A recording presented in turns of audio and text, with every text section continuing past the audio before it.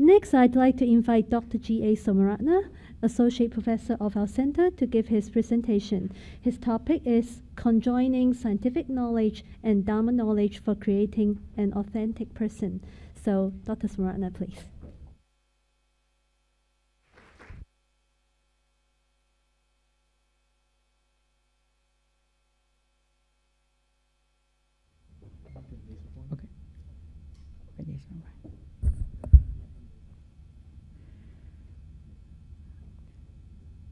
Venerable sirs, distinguished guests, colleagues, and friends.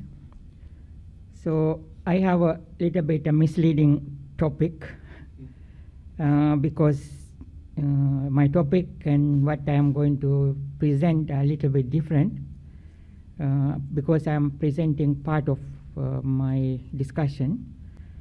So the topic is conjoining scientific knowledge and Dhamma knowledge for creating an authentic person. So the thinking patterns of a culture influences its worldview, affects how people map out their lives, and influences their decisions to search for peace. Modern materialistic thought in the West, or maybe now in worldwide, prizes individualism, individual achievement, competition, personal freedom, and autonomy. So there is nothing wrong with this kind of thinking if the aim is just to gain material prosperity. However, is this what we expect from an education? So it seems there is a big mistake here, that is taking the individual as an independent entity that can be understood separate from the world separate from the individual. The sciences demand we undertake objective studies, showing that it is possible to be that subject to be separated from our studies. So I am doubting, can this be done? Such objectivity and subjectivity has already created unprecedented problems of great magnitude, such as environmental disasters, wars, and violence, and diseases in the world. So we witness people wanting to live in peace choose wars. So on this background, a new educational vision with a new philosophy of life that can produce authentic individuals and communities is looked for. This new educational vision is expected to replace the knowledge-based education with the wisdom-oriented one.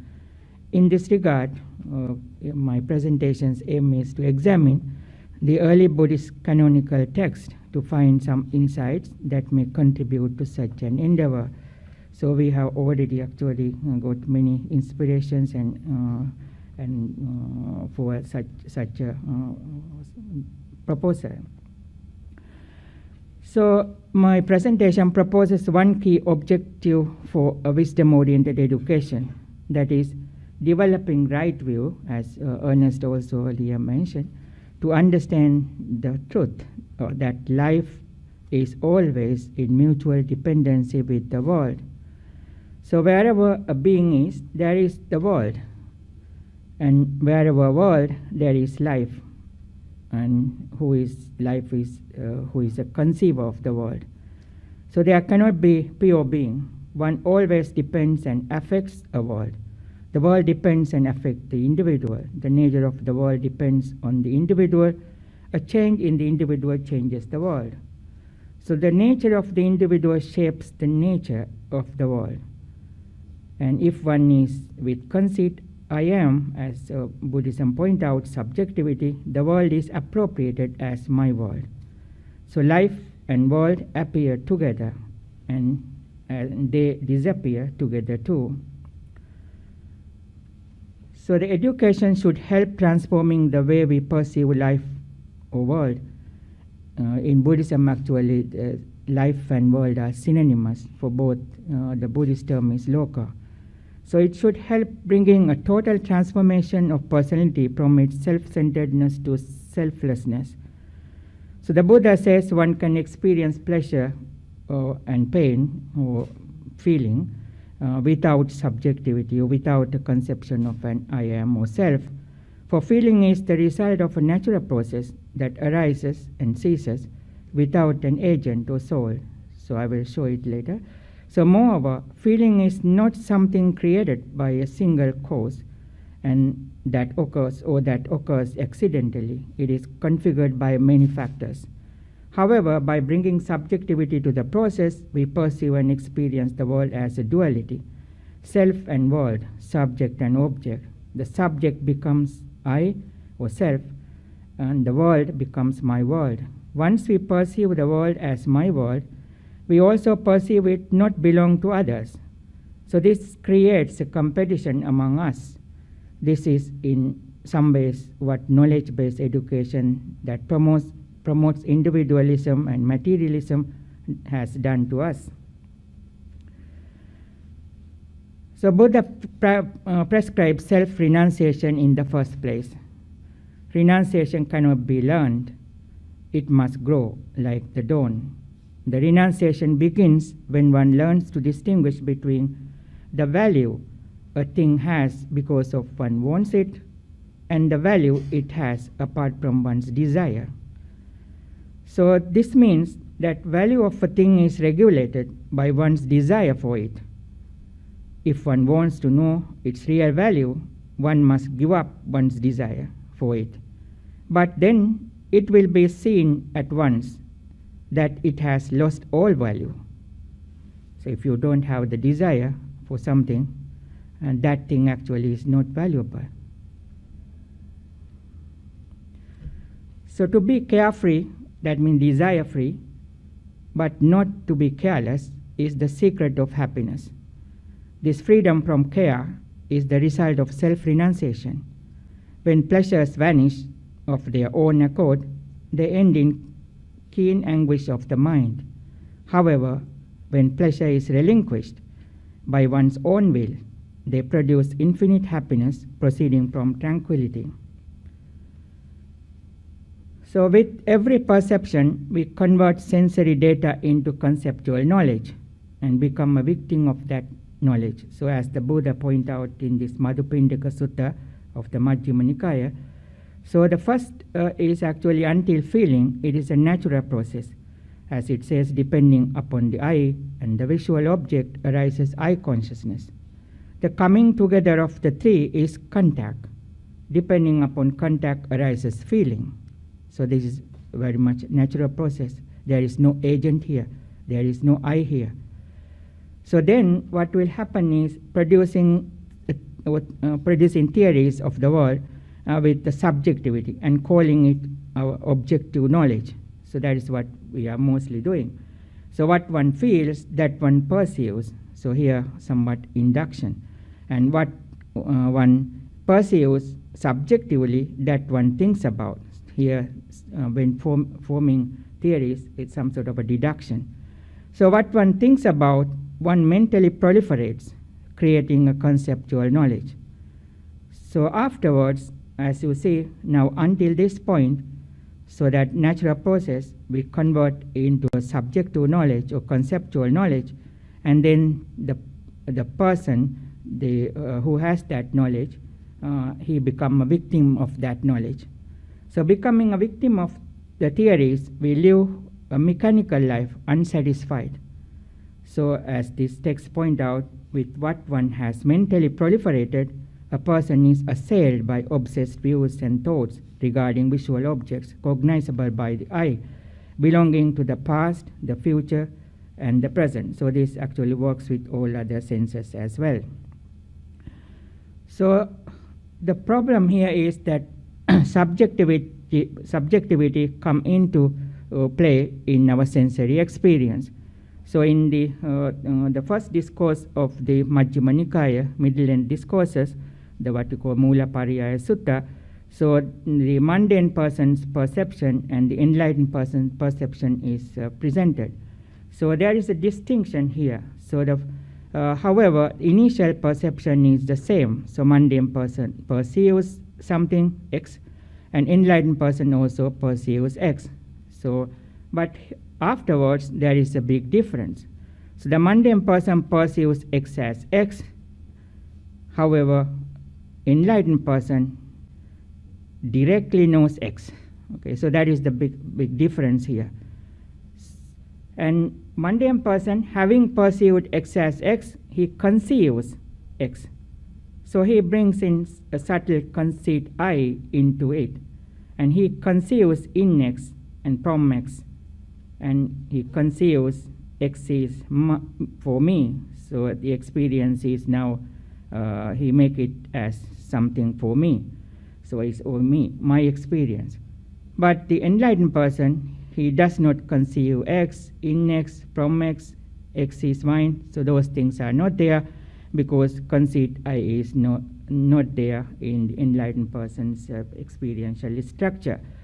So the mundane person delights in X, delights in what he observes and perceives, but the enlightened person does not delight in X. So but delight here means basically a word for clinging. So the reason for this difference is mundane person has not fully understood X. It's called apariññāta. And however, enlightened person has fully understood that desire is the root of suffering, and from being I, there arise this birth and aging and death. So, and also enlightened person has no lust, hate, and delusion. So I will take you through this particular discourse. Of course, this is that discourse, the heart of it, and this discourse need some sort of interpretation, and so therefore we have to move into different discourses in order to understand this. So then Buddha says, then Bahya, you should train yourself thus. In reference to the seen, there will be only the seen. In reference to the heard, only the heard. In reference to the sense, only the sense. In reference to the cognized, only the cognized. That is how you should train yourself. So when for you there will be only the seen, in reference to the seen, only the heard, in reference to the heard, only the sense, in reference to the sense, only the cognized, in reference to the cognized, then Bahya, you will not be that by which. Okay, the word is used, tena. So this is a very much a puzzle, actually. So one need to understand it. In order to understand it, one need to interpret it. So when you will not be by that by which, you will not be there. When there is no you there, you are neither here, nor yonder, nor between the two. This is this is the end of dukkha. Okay, so we need to understand this step by step. So if I do not see, hear, and smell, taste, touch, or think, then I cannot say I exist. Okay, I am. If I see, hear, smell, taste, touch, or think, then there are things that are seen, heard, smelled, tasted, touched, and thought. In the very act of being, I disclose an existentially special world. Therefore, I am not only a conscious living being, but I am also my world, my experience at the same time. So being is always being in the world, being in a situation. So the Pali word is used in that discourse is tottho. At any given time, my being in a situation is identical with my world. It is precisely the same as myself as determined by my whole situation. There cannot be pure being. So what are the constituents of my world? So my world consists of three separate things. My senses, the six sense objects, and also something called things that depend upon the external and internal basis, that six senses and sense objects. So first we try to understand what are these things that depend on the senses and sense objects, because other two are clear. So in this particular discourse, we find dependent upon the eye and the sight arises eye consciousness. The coming together of the three is called contact, and then it follows with contact as conditioned feeling, and then craving, clinging, being, birth, aging, and all kinds of suffering. So the items beginning with the consciousness and contact are the things dependent upon the senses and sense objects. So if dependent upon eye and the sight, other things are arising, those are the things that basically dependent on the senses and sense objects. So the world is then the aggregate of the senses and sense objects and things dependent upon them. Whereas this particular discourse says, where indeed there is eye, there are sights, there is eye consciousness, there are things cognized by eye consciousness. There is a world and a discerning of a world. So the same will apply for the others. So wherever we find senses and sense objects and things cognizable, so the things cognizable by the eye consciousness, so there is a world and there is discerning of a world. So in this discourse, the word here either is used for six senses and the yonder is used for six sense objects, as things seen, heard, smell. So the individual purely and simply as the six senses is towards this sense objects, this yonder. He is oriented to it, he is concerned with it. So if you think of our life, our senses are always going after the sensory objects.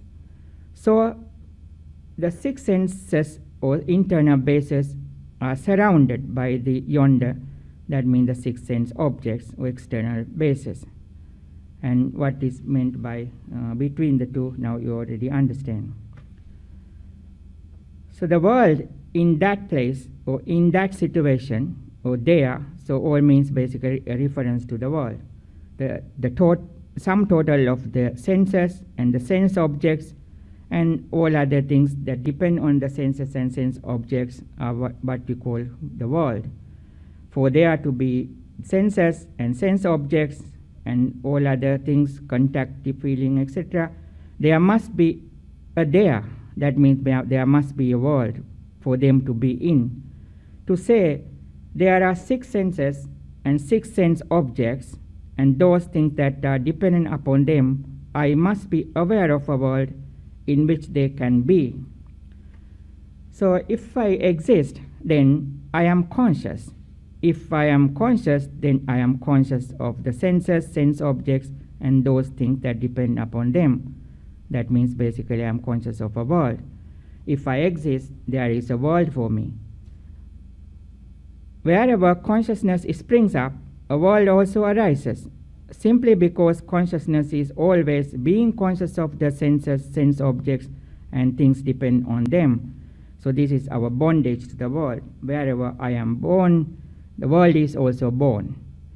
Unless this world arises for me, there are no senses, sense objects, and things dependent on them. So this, how this my world need to be understood. So for X, that means senses and sense objects and things dependent on them to be discerned individually, there must be an entity that we can call as square bracket X, Y, and Z for them to be in. The individual finds himself or herself existing as an aggregate of the six senses only when she finds that there is a world for him or her, when she finds himself or herself being there in the world. So only when there is a world, can there be a sense, or here the senses and yonder sense objects, and the between the two the other things. So then that by which, what is it? So that by which means world perceiver and world conceiver. So as this quotation says, and what is in the world is one a world perceiver and world conceiver. By the I in the world, one is a world perceiver and world conceiver. So we are actually become a world perceiver or world conceiver by our senses, by ear, by nose, by tongue, by body, by mind. So we identify I am with my senses. So that is called in Buddhism the world, in the that means in the Buddha's teaching. So what is the difference between that by which that we refer to as world perceiver and world conceiver and then here the senses. So that by which is that by which I am. So that means perceiving and conceiving a world. So it is the conceit I am implicit in all existence. The senses is the more explicit conceit I am, this identifying conceit I am with the senses, the part of the world with which I identify myself. That by which, that means conceit I am, comes structurally before the world. So conceit I am is always with us before the manifestation of the world. So the conceit I am, this identification of conceit I am with the senses comes after the world, because there must be a world for me to recognize the senses, sense objects, and things depend on these senses and sense objects. So the six senses as that by which conceit I am as a world perceiver and world conceiver disclose the world without themselves being directly experienced. So but as here the senses are experienced as part of the world, as being in relation with the other parts. Therefore, the here, that means the senses, are dependent upon the world, and the world is dependent upon conceit I am. That means the world conceiver. So we get five distinctive aspects which can be symbolized as follows: subjectivity, we can call A, six senses X, the six sense objects Y, and then these things in between. So depending on the senses and sense objects, consciousness, etc., Z, and then the world, that means being there, experience as a totality. So we can symbolize it with square X, Y, Z. The identification of I can be with either X, that means can be with the subjectivity, sorry, senses, or the Y, the sense objects, or Z, all those things that depend upon the senses and sense objects. So that is how we identify I. If you ask who is I, then you may point out to your senses or sense objects or those other things like consciousness, contact, feeling, and so forth. And or with the whole two things together as a totality, so as what we call the world. So although it is usually with X, with the senses normally. So both that by which, and here refers to the six sense bases, but in different senses. The first one is that by which is the subjective disclosure of the world, and the second here also means the senses as part of the world disclosed. The six senses, six sense objects, and those things dependent upon them are individually there, because there is a world, always existentially special world for them to be in. The world is again nothing but the undifferentiated totality of these very same six senses, six sense objects, and those things dependent upon them.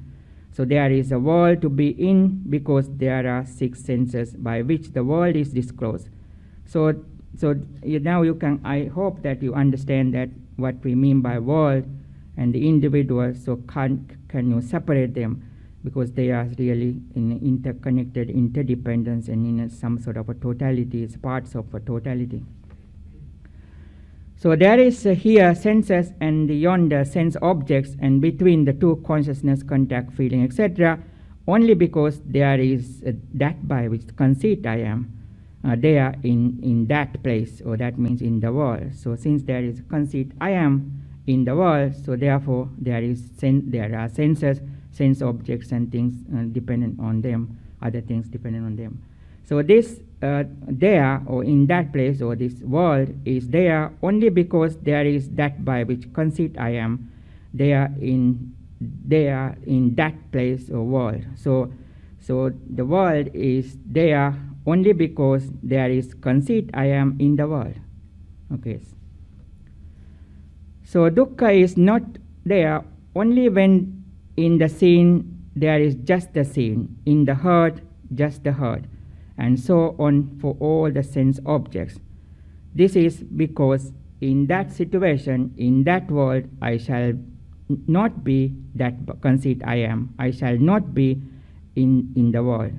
So when I am not in the world, there neither shall I be the senses or sense objects and no between the two. So always the people identify conceit I am with the senses or sense objects or things dependent on those senses and sense objects. But of course, if there is no world, there is no I. And if there is no I, there is no world. So let us consider it at a simple level, being concerned with caring in its everyday sense. So when I do not care for things seen, meaning I do not care for sight, then I do not care for the I, so that by which there is sight for me. Similarly, when I do not care for things heard, meaning I do not care for sound, then I do not care for the ear, that by which there is sound for me.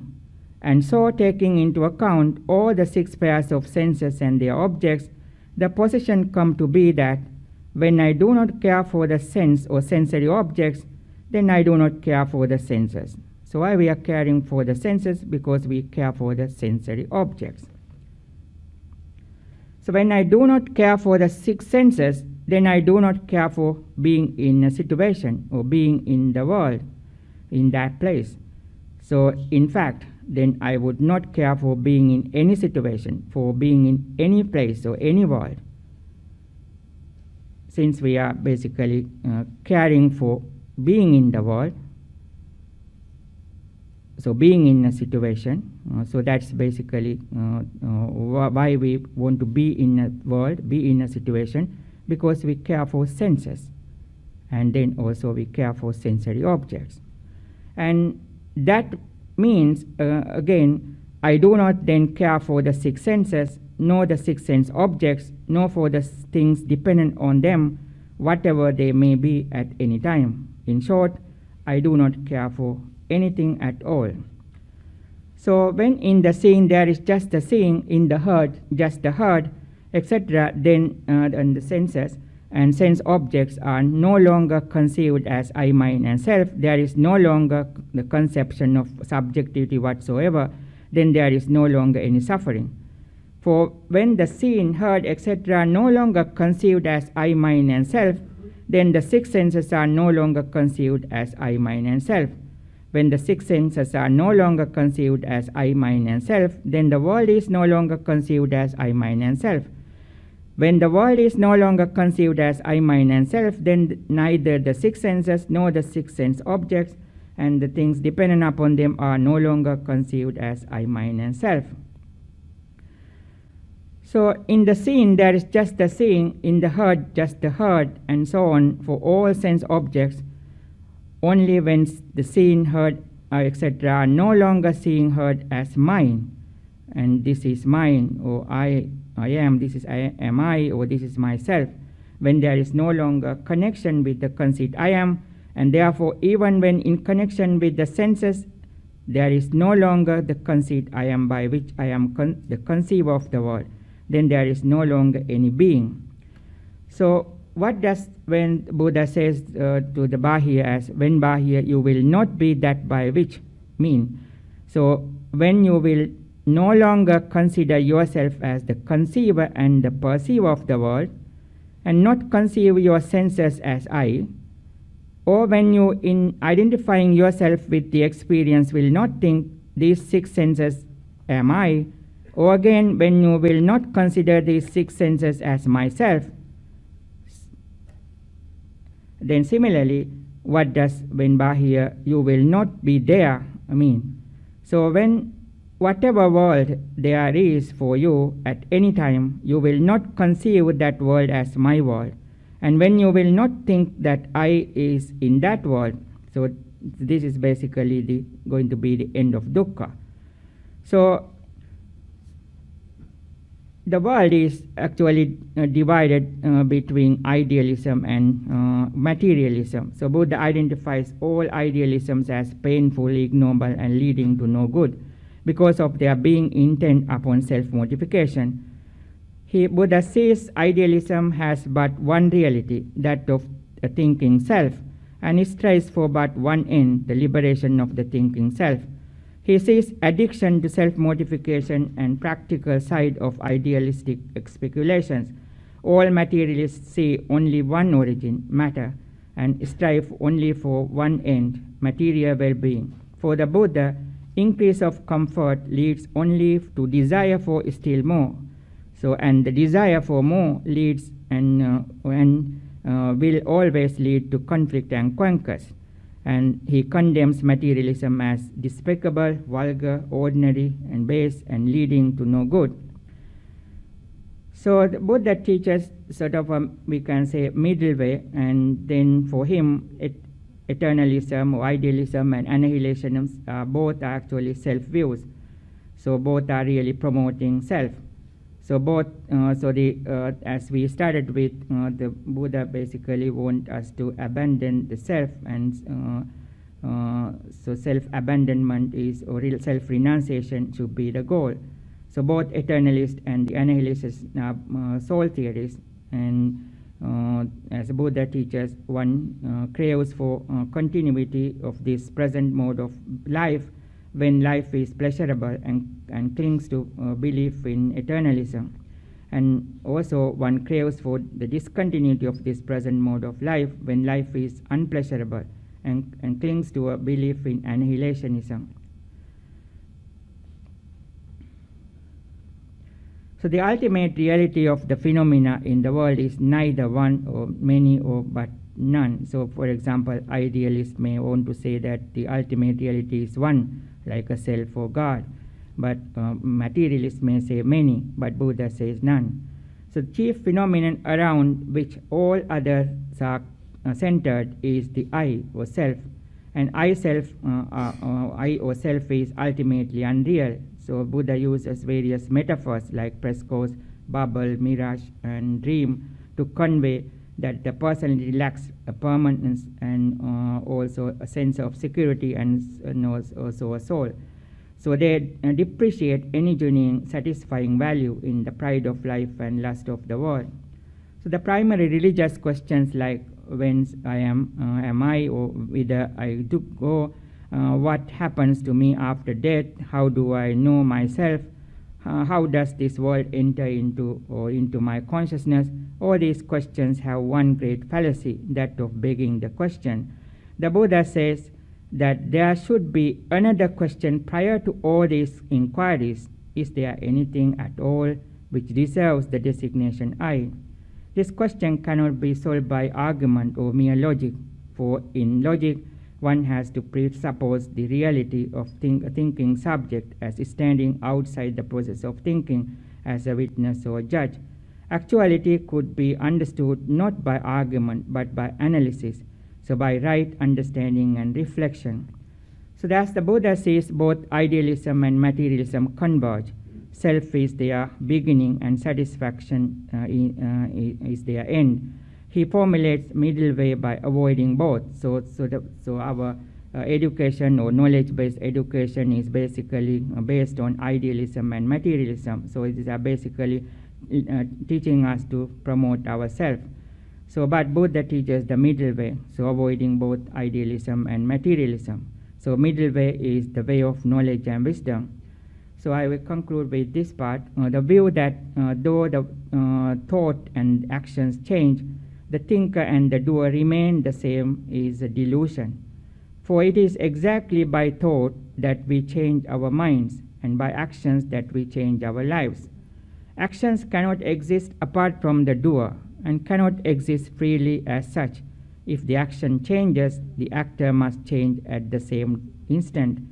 Thus the I must be identified with action. It is only the I which can walk and sit and think and eat and sleep.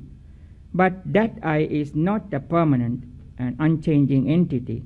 It is identified with the action and is the action itself, and thus changes with the action. I cannot stay at home while I go out for a walk. Rather than, I think you didn't laugh, okay. So rather than I think, the reality is there is thinking. So only phrase that I find in English as presenting the reality is it rains. Okay, it rains.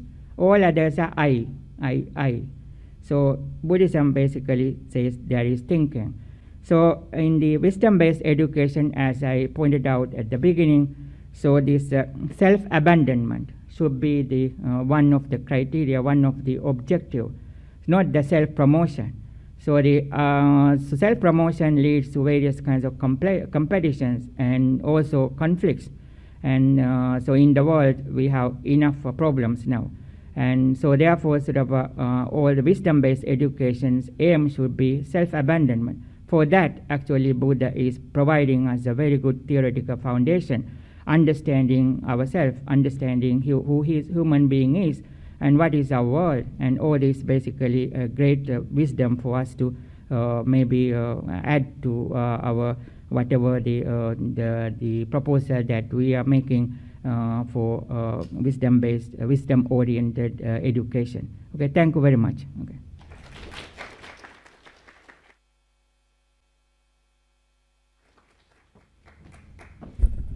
Thank you very much, Dr. Somaratne.